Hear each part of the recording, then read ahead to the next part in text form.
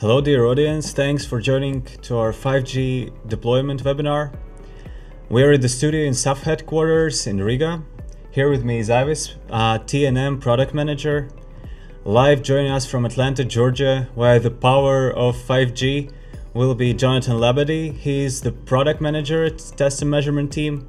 My name is Antons, I'm Marketing Manager for the same team. And before we start the presentation, I just want you to remind to submit your questions. You can do this via the form at events.saftechnica.com, where you have registered before, and then I will be able to collect them, and Aivis and Jonathan will answer your questions during our Q&A session.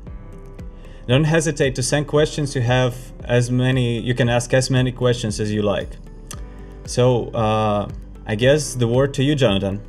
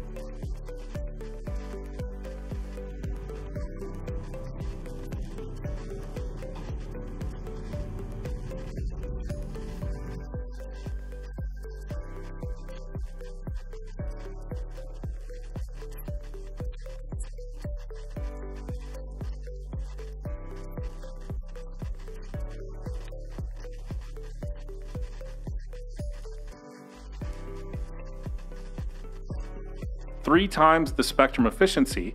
Using advanced antenna techniques, we're going to be able to achieve more bits per hertz. 10 times the experience throughput, bringing more uniform multi-gigabit per second peak rates. 10 times the connection density, so this is going to enable more efficient signaling for IoT connectivity. And then touching on the last topic that's really important is 100 times the traffic capacity. So this is going to enable smart cities and hyperdensification with more small cells everywhere. And then finally, 100 times the network efficiency, so optimizing network energy consumption with more efficient processing. Now we're going to talk about 5G's abilities and limitations. Starting with the limitations, as the higher frequency wavelengths, as you probably already know, they do not do a good job penetrating anything thicker than clothes. So you have to take that into consideration when you're deploying a network. As well as, keeping the next 2 points in mind, currently 5G is having to utilize the current LTE core. So this is referred to as a non-standalone network, meaning that the downlink is going to be handled over that millimeter wave frequency and the uplink is going to be handled over that LTE core. Now we're getting into more of the abilities of a 5G network. So most everybody knows that the last mile of fiber is the most expensive part.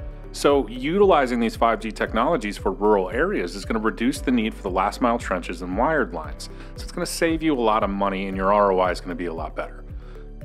Then you've got the super high frequencies. Those are able to carry a lot of data because there's more bandwidth available up there. As well as those frequencies are excellent for point-to-point line-of-sight communications, as well as these being fixed deployments, so you don't have to worry about inoperability or cell site handoff. with all of this in mind, you can handle tremendous data speeds, which reach several gigabits per second. So when you look back at everything we've discussed, if you take a look at the image on the right, you can see that 4G frequency bands located between 700 megahertz and 2.6 gigahertz is in yellow, and everything being added as a 5G frequency along with that 4G frequency band is going to be where we are. So you have 5G frequencies at 600 megahertz, 5G frequencies at 3.6, which is CBRS, and then 5 gigahertz, which is LAA, and then the millimeter wave frequencies that go 26, 28, and 39 gigahertz. So existing frequency bands use low and mid-band spectrum. You know, it's all a part of a strategy. So those lower bands penetrate buildings better, they broadcast at greater lengths, and then you've got the different signal propagations as well to consider. So with all of that in mind, you've got 600 megahertz, for example, that has a different wavelength, has a different signal propagation. All the way up to 39 gigahertz, you have almost the exact opposite. So keep that in mind when you're planning your network to make sure that everything is going efficiently and smoothly, and you're taking that into consideration when you're doing new base station deployments, as well as doing the physical layer verification in all the frequency bands to ensure dense RF coverage.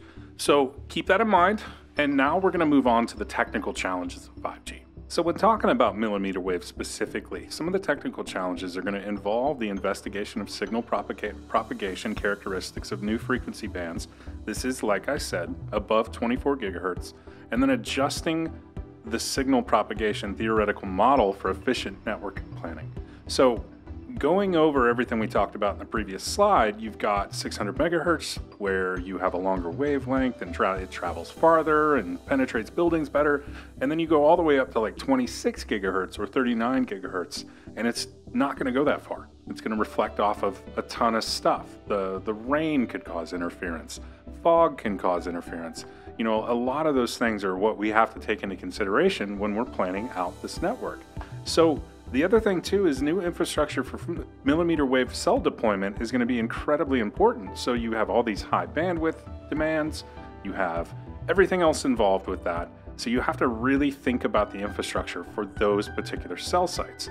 And if you take a look at the map on the bottom left, you'll see the density involved with like a 5G site with a millimeter wave. And then you'll see that there's still gaps. So all the red is where there isn't any network at all. There isn't any coverage. So when you look at the model on the right, this is where that non-standalone 4G cell stuff is going to come into play. So you've got this really dense millimeter wave 5G cells all over the place, and then you've got the 4G stuff to pick up the slack around that. Now we're going to move on to the bandwidth differences. So when you're thinking about purchasing equipment for 5G, you have to take into consideration the different frequency ranges that we talked about. So basically it's 600 meg all the way up to 39 gig. And you also have to take into consideration having a switchable resolution bandwidth, and as well as that, switchable detector settings. So the main reason why is if you take a look at outdoor and macro coverage, the subcarrier spacing on that is 15 kilohertz, and the bandwidth is 1, 5, 10, or 20 megahertz. So you'll start seeing this happen as we go farther and farther up that scale on the frequency range. So outdoor cell, small cell, 3 gigahertz above, you're looking at the subcarrier spacing being 30 kilohertz, as well as a bandwidth of 80 to 100 megahertz.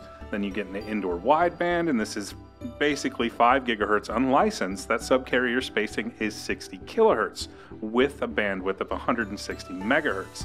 Now, when you get into millimeter wave, specifically for this graph, 28 gigahertz, you're looking at a subcarrier spacing of 120 kilohertz and a bandwidth of almost 500 megahertz at times.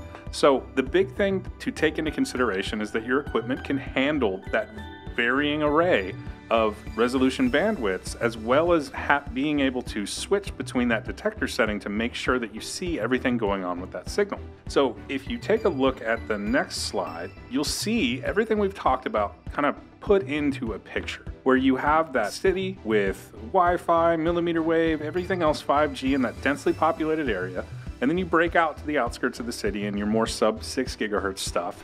And then you break out to the rural areas and you're using that 4G LTE, gigabit LTE technology. So Just keep that in mind when looking at equipment, that equipment can handle the demands of the market that you're working in. Now, with all of that in mind, let's look at the 5G life cycle and talk about the different parts of that. So to start, come up with a plan. Analyze the density of the patterns of the traffic, build propagation models, then work on the design. So provide that data that you pulled from modeling and understand traffic growth and trends. Then you can actually engineer, test the network design, analyze traffic, and validate your configuration. Then you can do field trials, test system readiness for multiple sites, and test traffic volume. At that point, you should be safe to launch. You can validate customer usage, verify the network is working properly, and confirm internal resources. After that, you're worried about operations. So you're going to be subscriber troubleshooting, service monitoring, automated analytics are going to be in place, and then you can actually manage the customer experience manager. And at that point, you can optimize the system performance, improve your KPIs, and drive essential return on investment with that automation and analytics that you have. So another reason to really take into consideration what equipment you're using for these implementations and planning, and then anything else to do with your 5G network. So now let's move on to the SAF 5G solution with the Spectrum Compact. And first, we're going to go over a few examples that we've done with test measurements and stuff in the field, specifically for 5G planning to start with. So you'll see on the image on the left, we were doing some testing, right? And obviously at this point, you can probably see that it was cell edge testing. So the signal on the left that's circled is a 5G TF signal. That's just the technical forum signal, and that's what they were using to test 5G. The signal on the right is 5G NR, that's 5G new radio, and that's the TDD signal and the stuff that we're seeing now implemented for use in the various cities that it's been deployed in. So what we did was we did a bunch of different tests and measurements from 250 feet all the way out to 1,400 feet, and we've got basically the nuts and bolts of that. So on the left, you see the signal at 250 feet. We've got that really strong signal on both 5G TF and 5G NR. Then when you go over to the 1,400 foot distance, we've lost 5G TF altogether, and 5G NR has pretty much been cut in half. So as you can see, these technologies aren't really going to go as long or as far as we'd hope they would. So be prepared to deal with that. Now we've got deployment. So the same image that we would have from a Spectrum Compact, this is a live site, a 5G NR site, and we would be able to see if there was any interference, as well as if you look at the bottom left of those little Bart's heads, you'll see a lot of traffic going on there. And that's basically some high transient stuff that we're going to get into in the next slide. But you can see we've got a healthy 400 megahertz blocks and 4 separate 100 megahertz blocks that have a strong signal, and you can see everything going on. Now, moving on to 5G maintenance, this is that same site, but with cumulative view turned on with the Spectrum Compact, and you can see that those transients are actually the communication channels for those different blocks. So the Spectrum Compact does a really good job for basic troubleshooting and identifying issues that could be affecting network performance, as well as doing some interference detection. So if you want to verify that it's on, you want to check out to see if there's any in-band interference, out-of-band interference, anything like that, this thing can handle that. So going over some key characteristics of the Spectrum Compact, we cover basically 300 megahertz all the way up to 87 gigahertz, but specifically for 5G frequency ranges, we have 3 separate devices. One is going to start at 300 megahertz and go up to 3 gigahertz. The other one is going to be 2 gigahertz and go up to 8 gigahertz. And then we've got the 24 to 40 or the 24 to 43 model. So another thing to keep in mind is that it's very compact. You can see in the image on the right that this is something that can fit in your hand. It's really, really light and really compact, as well as it's easy to use. It has an instant on feature, simple setup, and intuitive user interface. So this is easy to hand to a new technician and go, here you go, take some measurements. As well as having those 5G focused features that we discussed in the previous slides. It can do resolution bandwidth adjustments, as well as having separate detector options for better signal capture. And with every unit that you buy, you get access to the free PC software that comes with every unit that you purchase. And from there, you can do more post-measurement data analysis. And the big thing that a lot of people like to take into consideration is it's very cost efficient. These things are going to be a fraction of the cost comparing to competitors' portable spectrum and analyzers. And kind of going over the dimensions again of the Spectrum Compact, you can see that the whole interface is very simple. You've got a power button, you've got a tripod socket, a touch screen, the USB Type-C port, then the connector to actually plug the antenna into, and that's pretty much it. Keeping in mind that that strap lug is for a lanyard, but it also protects that connector if you do drop it. Now these things can survive a chest height fall. So these things are very rugged, and we like people being able to use them in environments that could be challenging. So touching on the cost again, let's look at this, cost efficiency. What does that mean? So we've got two separate options that we're talking about specifically with this, and you've got option one to where you have 10 engineers, and then you have a $50,000 test kit per engineer, and you only need that full functionality 10% of the time. So you're looking at a $500,000 investment. Now, considering SAF's products, you have 9 engineers with a $15,000 test kit per engineer for rapid deployment and verification, and then you have 1 senior engineer with the fully functioned $50,000 test set. So you've got everything covered that you need, but for only $185,000. So it's something to definitely consider when purchasing equipment. So in conclusion, what we talked about today are efficient network planning, optimal network coverage according to its location specifics, and then choosing the right tool for the right job. Does it have the right adjustable resolution bandwidth, the right detector settings, the right form factor, the ease of use, everything else that you need to consider when purchasing equipment, as well as quick deployment of new cells. So that was our take on deploying and maintaining 5G networks efficiently and going over the Spectrum Compact from SAF. I really appreciate you taking the time to listen to this and watch it. And if you have any questions or concerns, or you have any interest at all that we didn't answer today, please feel free to reach out to us. Thanks, Jonathan. Thanks for keeping the pace of the presentation. We had a couple of questions coming in. And the first one I will address to Aivis. Aivis, please tell me, and to our listeners and viewers, what is the scanning range of Spectrum Compact devices? Yeah, thanks. Regarding the scanning ranges, it is actually very much dependent on the exact device that you would be using. So, if, for example, we are looking at the device, for example, that covers 300 megs to 3 gigs, so for that device, the range would be 2.7 gigs. So, and similarly, for example, if we're looking at the device that covers 24 to 40 gigahertz, for that the maximum range would be 16 gigahertz that it could cover. But in total, of course, if we are looking at the total lineup of the Spectrum Compact, we have devices that start at 300 megahertz going up to 43 gigs, and then we have devices covering 56 gigahertz up to 87 gigs. Thanks, Aivis. Next one, I will ask Jonathan, what is the price of Spectrum Compact? You didn't mention that.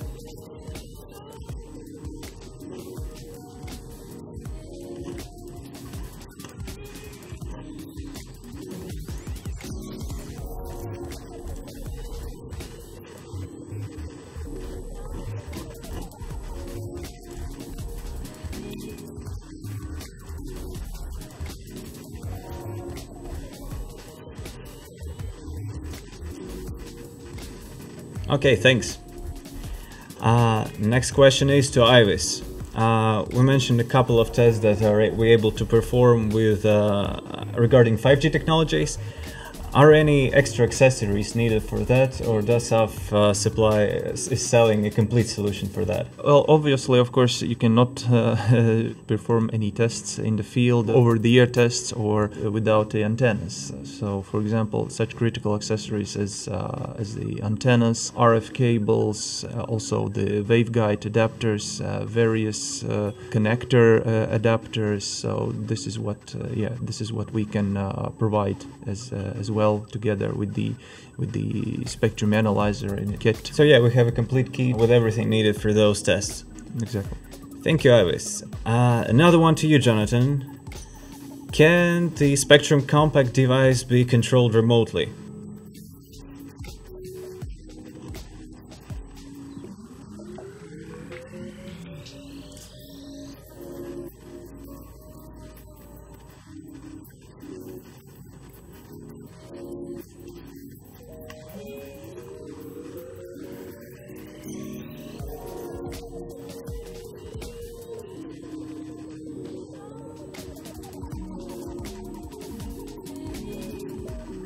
Thanks. And last but not least, we have one more question to Aivis. Our listeners are asking, can Spectrum Compact provide possibilities to demodulate signal and IQ capture, IQ wave capture? Yeah, thanks for that question. This of course is where I need to say that this particular capability the Spectrum Compact doesn't have, since the Spectrum Compact is a sweep tune device that is suited for physical layer testing, and if we are talking about the IQ capture, the demodulation of the signal, so this is where it calls for the real-time spectrum analyzer. So this is the tools that Jonathan described in a slide comparing the various costs of products. So definitely for doing the IQ capture demod, it would be with a sort of, to say, higher grade, more sophisticated product. But again, I want to point out that of course doing such tests would require also most likely the senior level engineering staff to have those tests done appropriately. So either way, maybe it's not, I guess this might not be the everyday task for the field engineer. Okay, so yeah, it's not covered, but for each use there is a proper tool, and Spectrum Compact has its own uses, maybe not for demodulation. And that's were all the questions we had for today. If you still have some, but you felt maybe shy asking them straight away, please send it via the same form or to our contacts, to our mail, and I will forward your questions to Aivis and Jonathan, and all of your questions will be answered. Thank you for tuning in today. Thank you, Jonathan. Thank you, Aivis. Thank you, video crew. Thank you for tuning in. We'll provide some more content in future, but for now, goodbye and have a great day.